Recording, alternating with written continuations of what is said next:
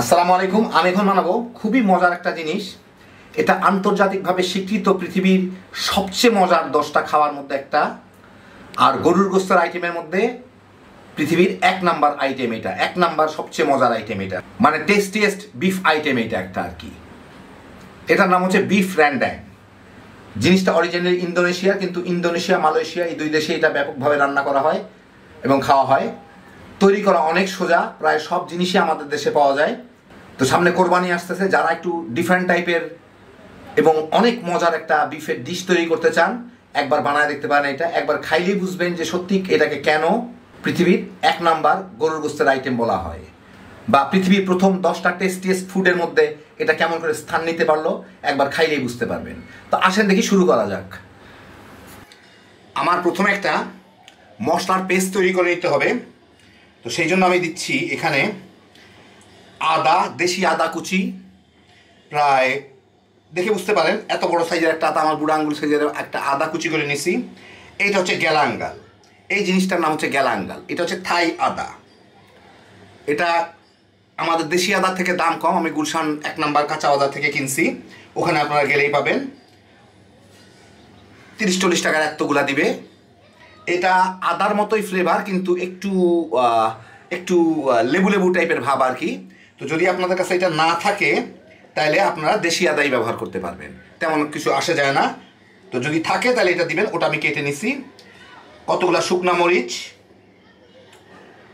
একটা রসুন, এটা যদি মানে বড় কোয়া নিছি আমি, ছোট রসুন হলে একটা আস্ত রসুন, লাল মরিচ কতগুলা, এটা স্বাদ মতো, আর দেশি পেঁয়াজ নিছি আমি 3টা।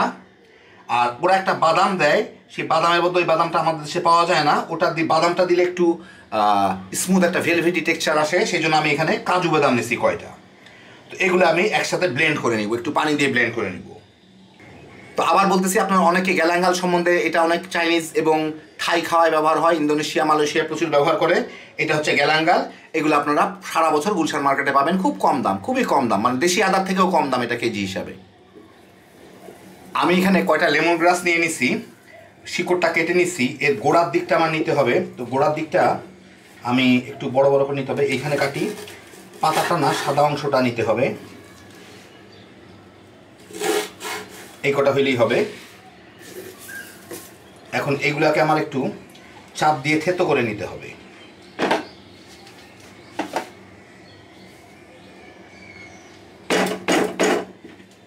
তারপরে মাঝখান থেকে এইটাকে একটু কেটে নিতে হবে 2 ভাগ করে।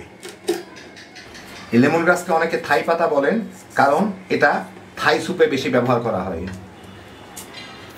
থেতো পুরাপুরি হয় না, আমি একটু পরে বাড়ি দিয়ে আরও থেতো করে নিব। এগুলোকে আমি এইভাবে কেটে নিব গোড়ার দিকটা। একই সাথে আমার লাগবে কয়টা লেবুর পাতা। এই যে আমি কয়টা লেবুর পাতা নিয়ে নিয়েছি, লেবু পাতা।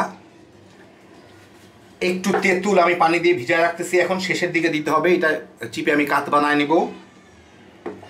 1.5-2 টেবিল চামচের মতো গুড়, আমি গুড় এইভাবে কুড়ায় নিছি, মানে গুঁড়োগুলোকে আমি ছুরি দিয়ে চেঁচে চেঁচে গুঁড়া গুঁড়া করে নিছি। আর লাগবে এই মশলাগুলা, আপনাদের আমি মশলাটা দেখাই তাহলে বুঝতে পারবেন। এখানে হচ্ছে 1.5 টেবিল চামচ ধনিয়ার গুঁড়া, 4-5টা মোটা মোটা এলাচি, স্টার মশলা 2টা, এই যে এগুলোকে বলে স্টার মশলা, এটাকে আমি ভেঙে নিছি, ভাঙা ছিল আমার কতগুলা, 2টা স্টার মশলা সমপরিমাণ, 6টা এলাচি আমি একটু ভেঙে নিছি, 6-7টা তেজপাতা। আমি এখানে 1/3 কাপ, 1 কাপের 3 ভাগের 1 ভাগ নারিকেল তেল, এটা ঘরে বানানো নারিকেল তেল। কেউ যদি বানাইতে চান, আমি পচা নারিকেল দিয়ে বানাইছিলাম, খুব ভালো হয়। পচা ভালো 2টা দিয়ে বানাইতে পারবেন, ডেসক্রিপশনে লিঙ্ক দেওয়া আছে, দেখে নিন। সেই নারিকেল তেল আমি এখানে গরম করছি, এর মধ্যে আমি এই লেমন গ্রাসগুলোকে দিব। একই সাথে যে মশলাটা আমি ব্লেন্ড করে রাখছি, সেই মশলাটা দিয়ে দিব এর মধ্যে, দিয়ে আমার একটু ভুনে নিতে হবে। মরিচ টরিচ সহ যেটা ব্লেন্ড করছি, এটা কিন্তু খুব ফাইন ব্লেন্ড হবে না, গ্যালাঙ্গালের জন্য একটু ছাবা ছাবা থাকবে, তাতে কোনো অসুবিধা নাই। এটা যতক্ষণে রান্না হবে ততক্ষণে এটা পুরাই গলে যাবে। আর এর সাথে আমি হলুদের গুঁড়া, কাঁচা হলুদ থাকলে দিলে ভালো হতো, না হইলে হলুদের গুঁড়া দিয়ে দিব আমি প্রায় 1.5 চা চামচের মতো। আমার এটা ছোট চামচ, 3বারে দিলাম আর কি। এখন এটাকে আমার একটু ভুনে নিতে হবে অল্প একটু। মশলাটা মোটামুটি ভাজা ভাজা হয়ে তেল ছেড়ে দিলে এর মধ্যে আমি এই মশলাগুলো দিয়ে দিব, দিয়ে মিনিট খানেক ভেজে নিব এটাকে। 1 মিনিটের মতো এটাকে ভেজে আমি একটু জাল কমাই দিয়ে আপনার সাথে কথা বলতে হবে, সেই জন্য এই যে আমি এখানে 1 কেজি গরুর গোস্ত রাখছি, এগুলাকে আমি বড় বড় সাইজ করে কেটে নিয়েছি। এই যে এরকম বড় বড় সাইজ করে কাটতে হয়, বেশ বড় বড় সাইজ, হাড্ডি থাকলে অসুবিধা নাই। তো এইগুলাকে আমি মোটামুটি বড় সাইজ দিতে হবে, এগুলাকে আমি এর মধ্যে দিয়ে দিই, দিয়ে এর সাথে মিনিট 2-3 একটু ভুনে নিব। এখন আবার চুলার জালটা বাড়ায় দিলাম। প্রায় 4 মিনিটের মতো ভেজে ভুনে, কিছুই হয় না এটা, কারণ মাংস পানি ছাড়তেছে, একই সাথে এটা শুকানো না হতো। এর মধ্যে আমি দিয়ে দিব আমার স্বাদ মতো লবণ আর 2 টেবিল চামচ গুড়। গুড় না থাকলে আপনারা দিতে পারেন, এটা আখের গুড়। গুড় না থাকলে আপনারা ব্রাউন সুগারও দিতে পারেন। বাদামি রঙের চিনিটা, গুড় দেওয়াই ভালো। আর লবণ চিনি মানে লবণ মিষ্টতা এরপরে টেস্ট করে নিয়েন লবণটা ঠিক হইল কিনা। গুড় এতটুকুই যথেষ্ট। আর যে লেবু পাতাগুলো রাখছে সেই লেবু পাতাগুলোকে একটু কচলায় দিয়ে দিতে হবে, যাতে ভালো মতো ফ্লেভার ছাড়ে। আর একটা আছে, দিয়ে দিই। দিয়ে এখন এর সাথে আমার দিয়ে দিতে হবে 1 লিটার নারকেলের দুধ। আমি একে দিয়ে তারপর আপনাদের কথা বলতেছি, নাহলে পুড়ে যাবে নিচে থেকে। আমি এই 3 নারকেলের দুধ ব্যবহার করতেছি। এগুলা 90 টাকা করে গুলশান 1 নাম্বার মার্কেট থেকে কিনছি। 400 মিলি থাকে এক একটার মধ্যে। তা আপনারা ইচ্ছা করলে ফ্রেশটাও ব্যবহার করতে পারেন, কিন্তু আমি দেখলাম কেনাটাই সুবিধা, কারণ এতটুকু নারকেলের দুধ করতে গেলে যে ঝামেলা হবে, এর থেকে কেনাটা অনেক ভালো। যাই হোক, চেঁচে পুছে দিয়ে দিই এটাকে। সাধারণত এতে পানি ব্যবহার হয় না, তারপর যদি লাগে তাহলে দিতে পারেন, কিন্তু প্রথমে না দেওয়াই ভালো। এটাকে ভালো মতো মিশাই দিই। আমি এখন একটু লবণ আর গুড়ের টেস্টটা দেখি। আপাতত ঠিক আছে, একদম পারফেক্ট আছে। একটু হালকা নোনতা টাইপের মিষ্টি, যদি লাগে যখন খুশি তখন এগুলো দেওয়া যায়, চিন্তার কোনো কারণ নাই। এখন আমি এটাকে বলগে আসার পরে জালটা কমায় জাল দিব, আগে বলগে আসুক। এটা ফুটে উঠছে।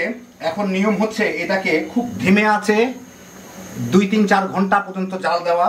তো আমি ছিটতে পারে, সেই জন্য আমি এর উপরে একটা ঢাকনা দিয়ে একটু ফাঁক করে রাখবো, যাতে ছিটলে মিটলে আর আমার নষ্ট না হয়। আর এটা আঁচ একদম কমে দিয়ে দেবো, কোনো মতে যাতে ফুটতে থাকে। এইভাবে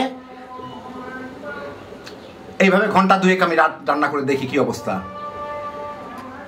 যতক্ষণ আমার মাংসটা পাশের চুলায় হচ্ছে, পাশের চুলায় দিয়ে দিচ্ছি। এখন এইটার মধ্যে আমি একটা ফ্রাই প্যান দিয়ে এর মধ্যে আমার একটা নারকেলের অর্ধেক আমি কুড়ায় রাখছি। এই নারকেল কোড়ানোটা আমার ভেজে নিতে হবে বাদামি করে। দেখেন এই যেটা ধীরে ধীরে বাদামি হয়ে আসতেছে নারকেলগুলা। এরকম নাড়াচাড়ায় পোড়ানো যাবে না, খুব দ্রুত নাড়তে হবে। দরকার পড়ে মিডিয়াম হিট কিংবা যে হিটে পারি সেইভাবে আমার এটাকে একদম বাদামি বাদামি করে ভেজে নিতে হবে। এখন প্রায় শুকায় গেছে, এখন নাড়া সুবিধা। 8-10 মিনিট ভাজলেই এইটা এরকম বাদামি হয়ে গেছে। ওই বড় বড় টুকরাগুলো একটু সাদা সাদা আছে, অসুবিধা নাই কোনো, কিন্তু যাতে পুড়ে না যায়। বেশ নারিকেল তেলের একটা ঘ্রাণও আসে। এখন আমি এটাকে দেখি তলের দিকগুলা, হ্যাঁ, চুলাটা বন্ধ করে দিই, পুড়ে যেতে না যায়। এখন আমি এটাকে, এতগুলো আমার লাগবে না, তারপর আমি অর্ধেকটা পরিমাণ বেছে নিব। আমার 3-4 টেবিল চামচের মতো লাগবে বোধহয়। তো আপনারা দেখলেন আমি অর্ধেকটা নারিকেল দিয়ে করলাম, আপনারা একটা নারিকেলের 4 ভাগে 1 ভাগ দিয়ে করলেই হইতো। 2 ঘন্টার মতো জাল দিয়ে আমি মাংসটা একটু টিপে দেখছিলাম, আমার মাংসটা কিন্তু নরম হয়ে গেছে। এখন যত যাই বলুক 4 ঘন্টা 5 ঘন্টা জাল দিতে হবে, একটা মুখের কথা তো না। যাই হোক, এখন আমি এটা চুলার জালটা একটু বাড়ায় দিব, যাতে পানিটা দ্রুত ঝোলটা শুকায় যায়। জালটা বাড়ায় দিলাম, আমি মিডিয়ামে নিয়ে এনে দিলাম। এখন এইটাকে আবার উপরে দিয়ে একটু ফাঁক করে দিব, যাতে পানিটা শুকায় যায়। আরো প্রায় ঘন্টাখানেক জাল দিয়ে আমার ইয়েটা শুকায়, পানিটা শুকায়। দেখেন এই অবস্থা, একদম পুরা তেল ছেড়ে দেয়। এখন এর মধ্যে আমি দিব হচ্ছে ওই যে তেঁতুলের কাপ করে রাখছি, সেটা দিব, যেটা আমি নারকেলটা ভেজে বেটে রাখলাম। এই যে দেখেন এরকম অবস্থা হয়। প্রচুর তেল, পানি দিবেন না কিন্তু কখনো ভুলেও, এর মধ্যে প্রচুর তেল থাকি, প্রচুর তেল সহই ওইটা হবে। বাটতে গেলেই দেখবেন যে তেল বের হচ্ছে। ওইটা আমি যতগুলো ভাবছিলাম তো তার অর্ধেক দিলাম, মানে হচ্ছে একটা নারকেলের 4 ভাগের 1 ভাগ। আমি অর্ধেকটা নারকেল ভাবছিলাম, এর সাথে মিশায় আমার এটাকে একটু ভেজে নিতে হবে, ভালো মতো মিশায়। আর কিছুক্ষণ ভাজলেই হয়ে গেল। তেঁতুল দিলাম তার পানিটা, আর এটা একটু শুকাইলেই হয়ে যাবে আমার। মাংসগুলো একদম বড় বড় পিস গলে যায়, একটু সাবধানে করতে হবে যাতে ছুটে না যায় আর কি। 4-5 মিনিট জাল দিয়ে দেখেন আপনি এইখানে এখন শুধুমাত্র তেল ছাড়া আর কিছু নাই। কারণ নারিকেলের তেল যা ছিলাম সেগুলো রয়েছে, মাংসের থেকে কিছু তেল বেরিয়েছে, এর সাথে নারিকেলের দুধ থেকে তেল বেরিয়েছে। এখন শুধু এর উপরই ভাজা ভাজা হচ্ছে। ইচ্ছা করলে এটাকে আরেকটু পোড়ায় কালো করা যায়, আমার কালো করার তেমন কোনো ইচ্ছা নাই। যা ভাজা হয়ে গেছে। আর বেশি নাড়ানাড়ি করলে যে মাংসগুলো খুলে যাচ্ছে, মাংসগুলো খুব নরম হয়ে গেছে, এগুলো আস্তে আস্তে থাকে, একদম খুলে গেলে একদম চাপ দিলে এটা যদি বড় বড় পিস খুলে যাচ্ছে, কোনো ঝোল নাই এটার মধ্যে। এখন আমি এটাকে বন্ধ করে দিব। একটু পরেই আপনাদের আমি বেড়ে দেখাচ্ছি। কিন্তু এটা কিন্তু যখন রান্না করা হয় তখনই খাওয়া হয় না, এটা খাওয়া হয় হচ্ছে 1 দিন পরে। যাই হোক, দেখেন কি পরিমাণ তেল ছাড়ছে এটা। একটু পরে আপনাদের আমি এটাকে বেড়ে দেখাচ্ছি। তো এই যে দেখেন হয়ে গেল আমার দারুণ মজার বিফ রেন্ডাং। পৃথিবীর নাকি সবচেয়ে সেরা 10টা খাবারের একটা, আর বিফের মধ্যে সবচেয়ে সেরা খাবার এটা। তো একদম মাংসটাকে জাল দিয়ে দিয়ে দিয়ে দিয়ে একদম নরম করে ফেলতে হয়, তারপরে মাংসটা যে খুলে খুলে থাকে। তো এটা সাধারণত যখন রান্না করার কথা তার পর দিন খায় ওরা। তো আমি অথেন্টিক সব কিছুই দিলাম, কোনো কিছু বাদ রাখি নাই। খালি মরিচটা একটু অন্যরকম, আমি দেশি মরিচ দিচ্ছি, ওরা অন্য মরিচ দেয়। বাকি সব যদ্দূর পারি জোগাড় করে দিলাম, আর বাদামটা একটু 19-20 করলাম।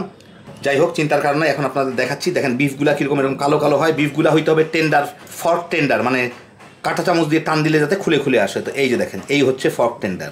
আমি বিফগুলাকে এভাবে টানতেছি, দেখেন খুলে খুলে চলে আসছে মাংসগুলা যাতে কাঁটা চামচ দিয়ে টান দিলেই খুলে চলে আসে। একদম এইভাবে মোলাম নরম হইতে হবে, এই যে এরকম খুলে খুলে চলে আসবে। এই হচ্ছে ফর্ক টেন্ডার। তো দেখে ফেললেন কেমন করে বানায় ফেললাম। হ্যাপি জোশের একটা আইটেম। আপনারা এখন কোরবানির মাংস দিয়ে আরামে বানাইবেন, তামা করে খেয়ে ফেলাইতে পারবেন। আল্লাহ আপনাদের সবাইকে ভালো রাখুন, সুস্থ রাখুন, নিরাপদে রাখুন। ইনশাআল্লাহ বেঁচে থাকলে আবার দেখা হবে। আল্লাহ হাফিজ।